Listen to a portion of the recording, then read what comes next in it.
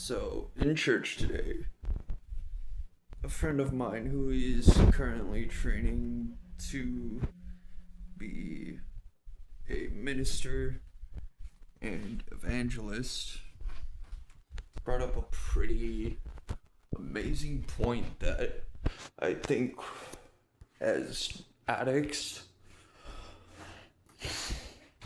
we should really start taking to heart. The more we deny Christ, it's only going to affect us negatively later on when we have to face Him. And the point that I'm making right now comes from Mark chapter 5, when Christ leaves thousands and thousands of people on a shore and goes to the Decapolis. Now, if you're familiar with the story, Christ crosses the Sea of Galilee to the Decapolis, which means 10 cities. Now, the 10 cities or Decapolis was by nature many believe to be a Gentile region. Now, the Jews, or Hebrews, I'm not going to say the Jews, Hebrews were not allowed to touch pork, right? But in these 10 cities, pigs were a huge part of their market. Huge part. And they were within Judea. Now, within the mountains of the Decapolis, there was a man who was possessed.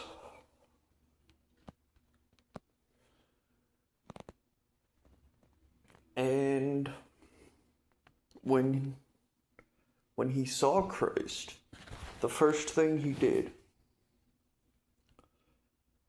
was run over and fall on his face and worship him. I'm gonna bring up the exact verse right now. And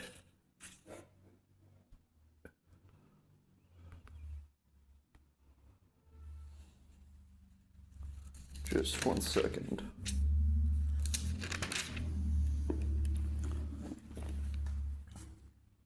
And they came over unto the other side of the sea, into the country of the Gadarenes. I don't know how to pronounce that word.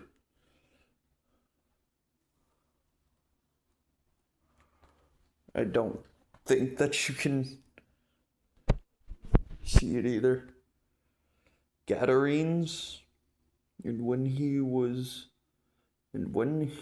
come out of the ship, immediately there met him out of the tombs a man with an unclean spirit, who had his dwelling among the tombs, and no man could bind him, not with chains. That's insane.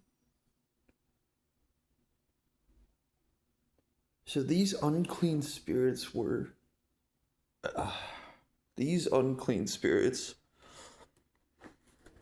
breaking metal chains. How strong do you have to be able to do that? That nothing could bind him.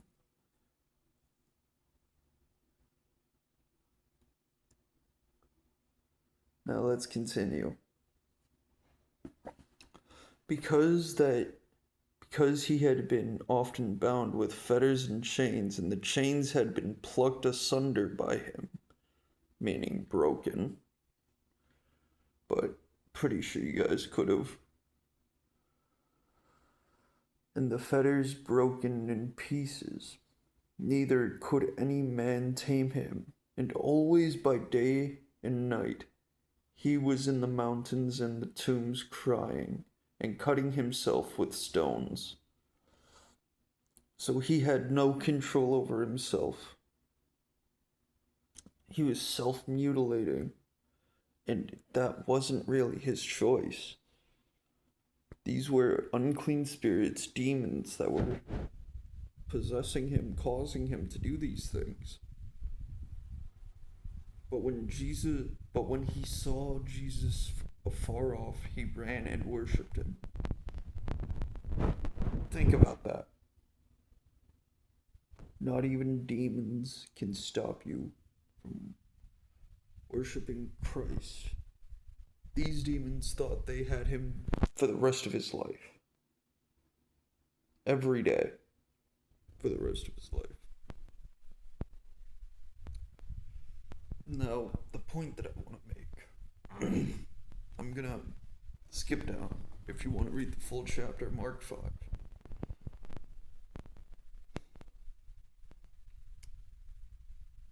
Now, the point that my friend, who is a pastor, made was later down the line.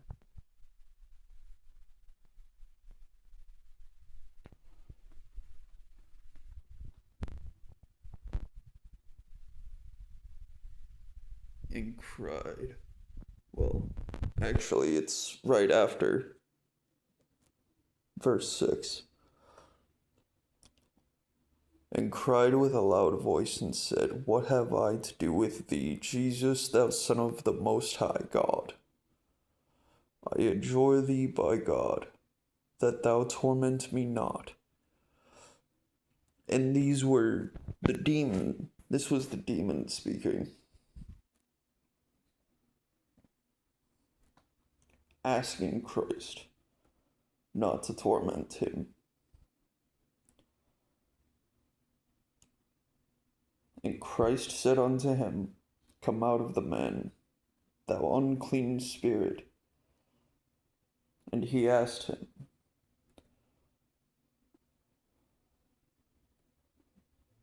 What is the name? What is thy name? And he answered, saying, My name is Legion, for we are many. And he besought him much that he would not send them away out of the country. Now that's two things a demon asked Christ for.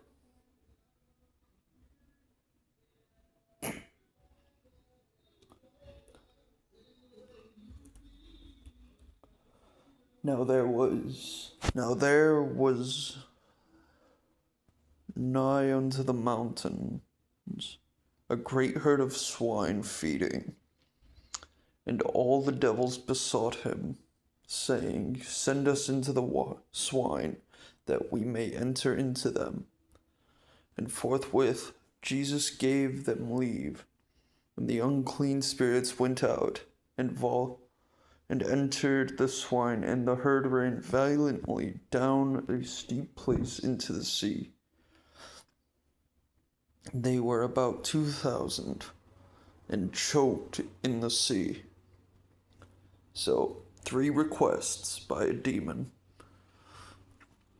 By demons possessing a single man. Here's the thing.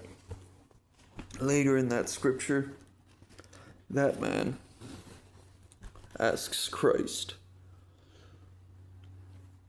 let him follow Christ. But Christ denied him once, telling him to go down, back to where he's from, tell his friends, tell his family what happened. But everyone else in that area saw and heard what happened, And they wanted nothing to do with Christ and asked Christ to leave. And that's exactly. And it's kind of weird how we as addicts tend to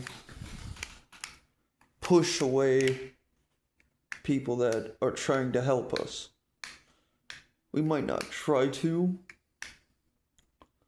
but we do. And it tends to bite us in the ass a lot, you know? Now, I don't know about you, but the scariest thing for me right now isn't not having drugs. No, the scariest thing for me is being told, "Depart from me, I do not know thee," at the end of my life. When judgment comes for me, what will Christ say? Will he welcome me with open arms?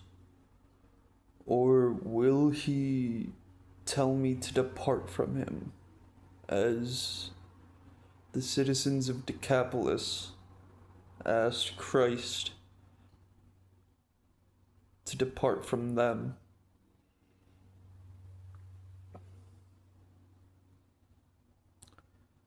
Food for thought, you know? Alright, guys.